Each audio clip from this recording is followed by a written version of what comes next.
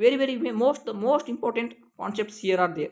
Okay, you want to recall one by one. Okay, who is the proponent and who is one of the main fact, and who has given the memory level of teaching, and what is the what Herbert. Okay, and next is the what after the Herbert here,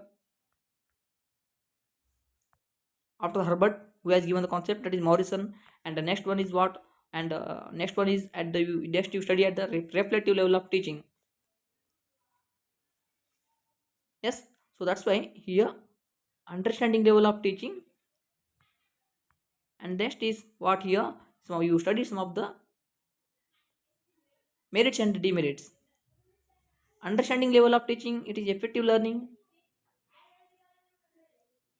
You study effective classroom interaction also takes place, cognitive abilities, and the important stages that entering into the reflective level of teaching. These are all the merits. So what are the demerits next? Here the demerits ignores higher cognitive abilities. Lesser here you see intrinsic motivation, teacher centered, no individualized learning.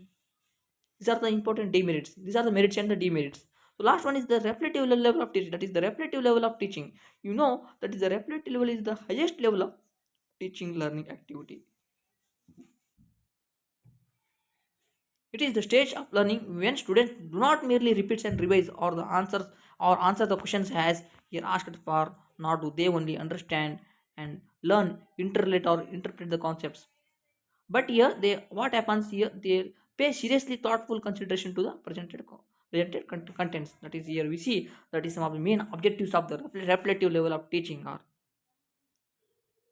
to develop insight into the learner to solve problems, to develop rational and critical thinking in the students, and the independent thinking and the decision making in the students, that also happens. So it is the highest level of cognitive ability will happen in case of the reflective level of teaching. And it is the main proponent of the reflective level of teaching, you know. Okay, it is highest level of teaching and it includes both understanding and the memory level of teaching. So here also what happens, classroom environment sufficiently open and independent, and that is the both here what self motivated happens. Okay, active members are here participated, happy lives. Okay, people also they are also placed in there in case of secondary place, and the evaluation also takes place, and after evaluation from the attitude belief also takes place.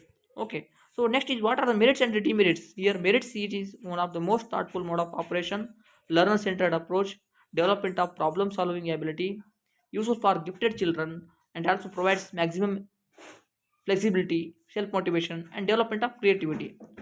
So next one is demerits of the reflective level of teaching. It is not suitable for lower classes. Okay, and it is a time consuming process.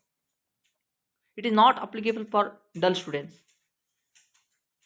There is an access burden to the teacher. So these are all the consider here, you know.